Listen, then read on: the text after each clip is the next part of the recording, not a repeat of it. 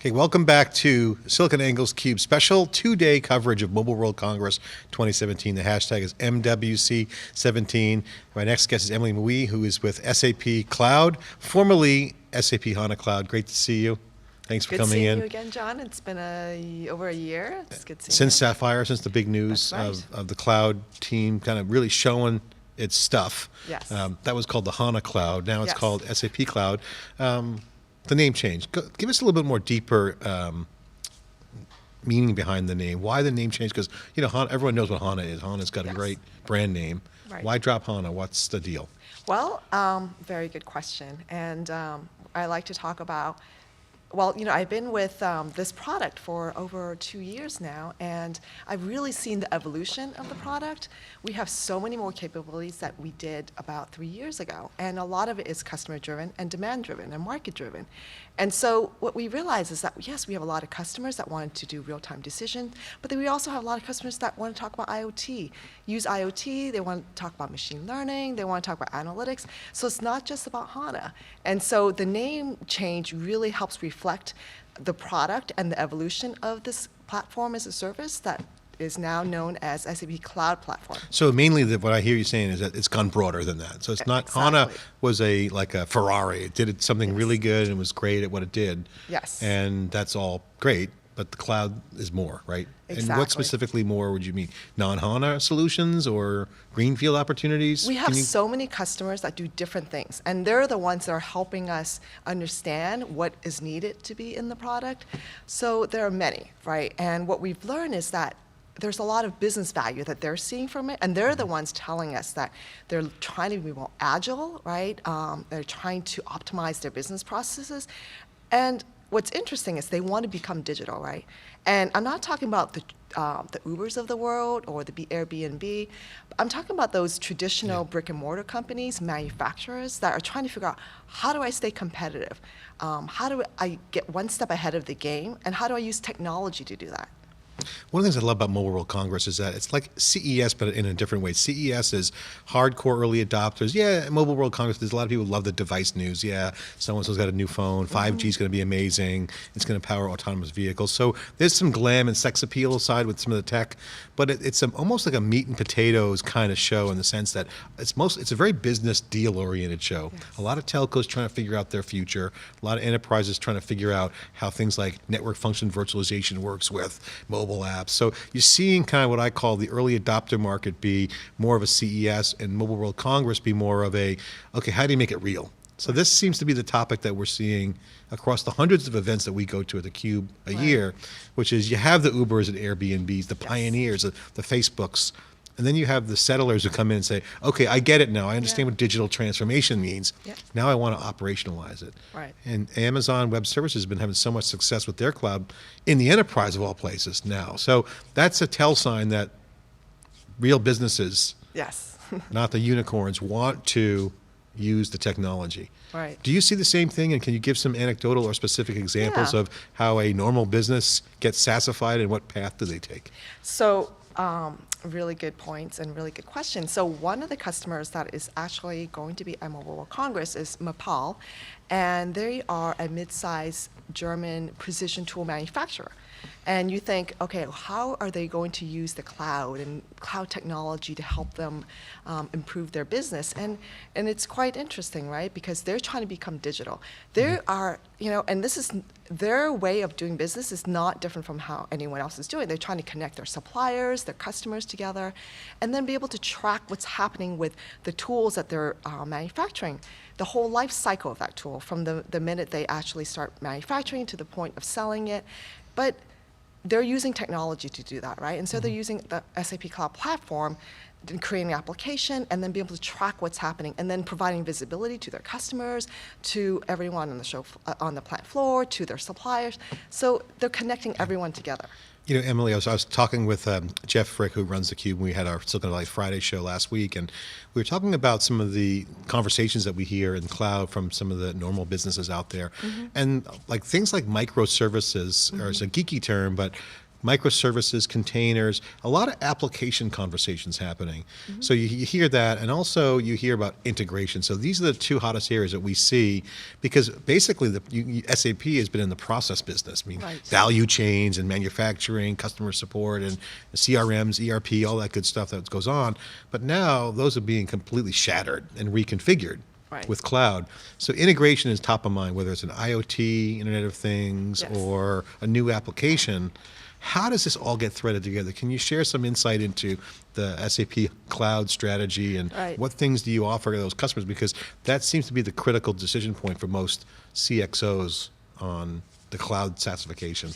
And that's another good point, because we see a lot of customers trying to connect. They're trying to figure out how to get to the cloud, and no one is immediately jumping to it, right? So they've got different applications that they're trying to build out, but in order to do that, they have to connect their back ends, right? And not all of it is cloud application. Yes. Most of it is on premises. And so you've got legacy systems, you've got some SAP applications, you've got some other, I should mention, vendor applications, and then they're trying to figure out, how do you extend and create new applications? So how do you bring it all together? So integration is one of the key services that we provide, APIs, integration. We've also invested in microservices technology, right? SAP's heavily looking into that and seeing how we can help those companies out there who want to leverage that type of technology. How do they bring all that together? Build small applications, connect everything together, and then build out an application that will help support their business, right? New opportunities for their customers, to make their customer experience better, for their employees, and trying to track talent. So there are a lot of different use cases where, What are the there's top three tech- use cases that you're seeing right now from your customer base as they look at the HANA Cloud, the SAP Cloud, Yes. new name? Yeah. When they look at it, what do they gravitate to? What is the I mean, it's not all the same, but I mean, it's some low-hanging fruit. Right. Most people say, oh, test dev, but probably in SAP. What is that low-hanging fruit for you guys, and where you see Integration. more of I mean, a lot of times they start with integration, right? Because they need to bring that together. But integration is kind of a means to an end, right? So an example I can think of is we have a customer named Owens, Illinois. They're a glass manufacturer, another real business, right? It doesn't always sound so sexy, but the reality. These are billion-dollar businesses Yes, out there that exactly. aren't called Uber, but no one's Right. ever heard of them, but their business is doing their thing. Exactly. And they need to be able to integrate their back end. They had this one specific requirement where they had to quickly meet the requirements of the Peruvian government because they need to create e-invoicing. And if they weren't able to bring together their back-end systems, build out this application to do e-invoicing, their plants in Peru was going to get shut down, right? So really good example. A critical path item. Exactly, like integration and then being able to extend that, right? So those are really key examples of what our customers are doing. And then, of course, innovation, just coming up with something completely brand new. And there's so many examples of those types of You're applications. mentioning some of these traditional businesses, whether they're a glass company or a tooling company or whatever. This is really highlighting the big trend. Internet of Things, or IoT. AI kind of gets bolted into that because it's got machine learning and using data and things. It's the digitization of business. And it's not just like IT and getting your email and things of that nature. You're seeing the industrial analog side of the business being digitized. So Right. with sensors, you can't look any further than some of the more obvious consumer examples. The Tesla car, Yeah. self-driving cars, drones, all have data. And so that's kind of a mental model for most folks, but it could be plant and machinery, it could Yeah. be airplanes throwing off data.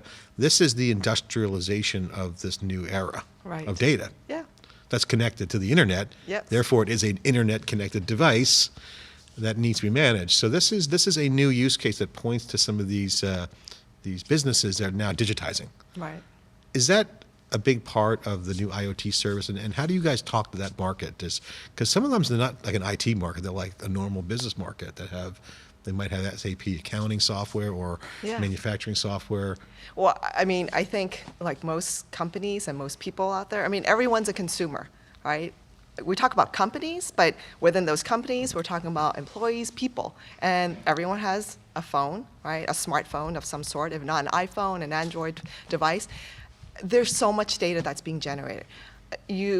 I could give an example of my just turned teenage boy, and I don't want him to carry cash around. He wants to go to Starbucks. So I make sure that he has an account set up, right? So It's easy. All that, just think about the way he's transacting. Yeah. He walks into Starbucks and he can pay. I can see how much he's paying, what he's buying, right? So there's so much data, and businesses are transacting in such a way that they've Do you never track had his to location? do before.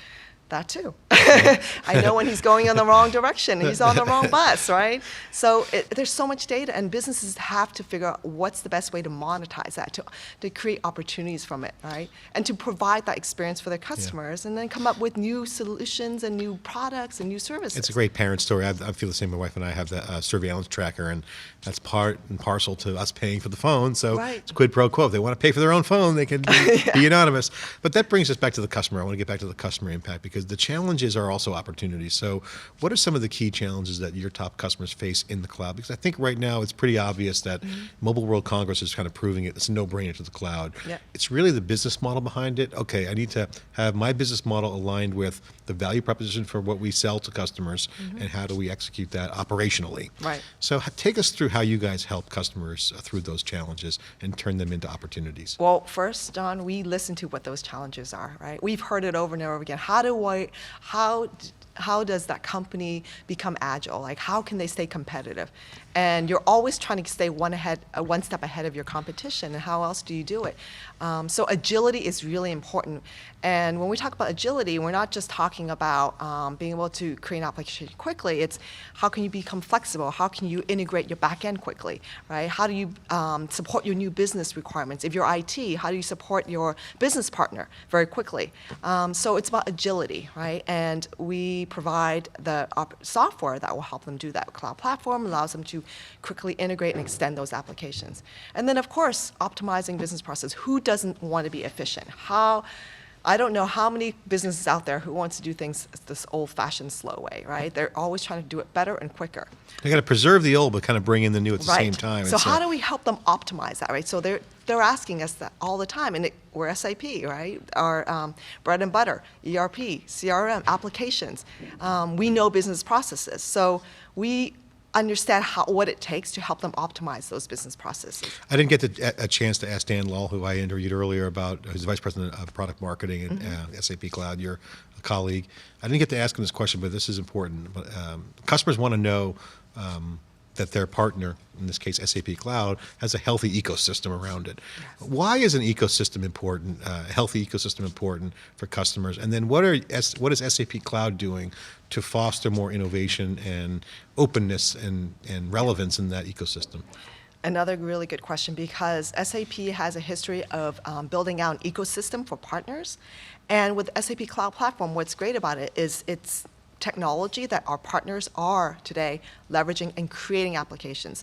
So for those integrators, systems integrators who work really closely with our customers or their customers, they understand their business needs. They're very intimate and close with them. So they're developing applications that will help support their needs, right? And there are actually a lot of these partners. We have over 1,000 applications that have been built by partners today. We have 600 partners that are building applications with the SAP Cloud Platform. And I mean, that's quite remarkable, considering the product has been around for just 4 years. So it's really good news. Our partners are really invested in this technology.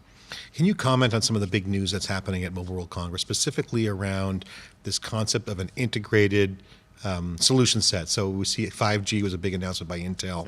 You're seeing autonomous vehicles as a showcase item. You saw that at CES, by the way, too. And Right. there was an auto show there, too. But it allows people to really kind of get a sense that it's not a stovepipe or a silo anymore of software stack solutions, in that you need some bandwidth, you need some glue software, you need some third-party solutions, you need to have things componentized or Lego blocks kind of designed in. So this is kind of this new fabric. It could be IoT from machine manufacturing equipment to wearable computers, all kind of coming in.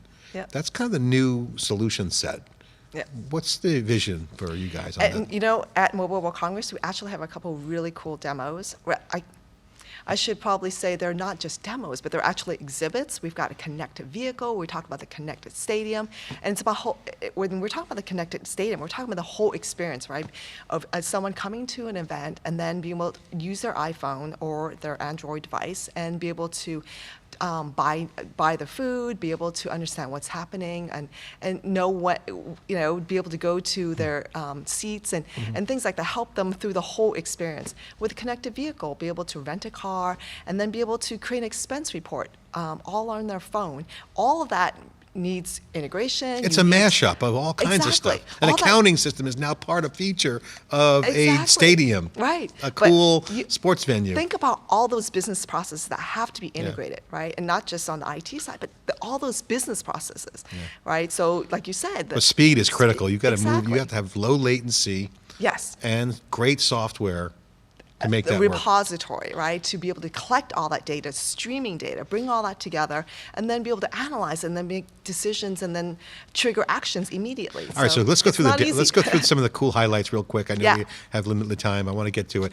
In terms of the demos, you mentioned the stadium thing. What else do you have to explain some of the demos and kind of give a little bit of a quick synopsis of each demo and the coolness of it? Yeah, so definitely, like I mentioned, the connected stadium is going to be a cool factor. The connected vehicle, we're going to have a car there, so that's going to be fun to watch, right? So the fact that it's all connected, right? It's all IoT. It's through your phone. It's rental. What's going to be in the car demo? Lots. Through the iPad, you can see certain things. I mean, I don't want to give it all away. So go to the demo here in Barcelona. We're here in Palo Alto. We'll have examples of what exactly. But what is in the car? Because if you think about it, over the years, I've seen tons of demos on stage, certainly at Sapphire and the big events. It is a lot of real-time dashboarding stuff. Is that some of the glam and flair going on at the demos? Yes. So I can't give anything away yet. We want people to watch when we're there. But yeah, so there's going to be some cool demos there. And then we're actually going to be showcasing Intel, who's also a sponsor for this particular show this time around. Yeah, so we're going to be showing a prototype of a really simple IoT example where we're going to connect it with Google Home and Amazon Echo, and we're able to control this little prototype building, send elevators up and down, all through bot technology, right? So SAP as a company is moving from a back office powering 80% of the world's businesses to a much more front-end, agile solution provider with technology, using the cloud and big data and digital. And all of that is because our customers are demanding it. They see it. They know that they trust that we can help them along the way, and on the back end as well as on the integration front, and help them become digital. But this is the transformation you guys have been on of the system of record. That's the database and software. System of engagement. That's free flowing data, and now you have AI kind of automating a lot of that kind of real world example. So that seems to be the same. Nothing changes on the SAP vision on that front. No, it's an evolution, right? So I think all the technology components are in place. So AI, predictive, machine learning, that's been around forever. It seems like it's the holy grail for marketers, for people in risk management, you name it, right? Everyone wants to be able to use analytics. It's all integrated. And now you've got the database, you've got the in-memory database, you've got the streaming capabilities, you've got blockchain. I mean, there's so many different components that are now ready and in place to make it actually a reality. So it's exciting. We're Emily Mui with SAP Cloud Group. Final word, what's the summary that you'd like folks to walk away with from a customer standpoint and impact here at Mobile World Congress this week? What's the big story from your perspective? The big story is that we've got a great cloud platform solution that people are just learning more about, and they should learn more about it because we've got all the components, all the services available to help them become a much more agile business, help them optimize all the business processes they have in place today and the ones they're looking to create. And then, of course, becoming digital. It's become a benefit for them. It's an actual benefit to become digital. And the IoT really highlights your value proposition as a company in general, and the cloud opportunity is just right lockstep with that. Congratulations. Thanks for coming on. Emily Mui here inside theCUBE in Palo Alto, breaking down and talking about Mobile World Congress. Special 2 days of coverage here in Palo Alto. I'm John Furrier. Thanks for watching.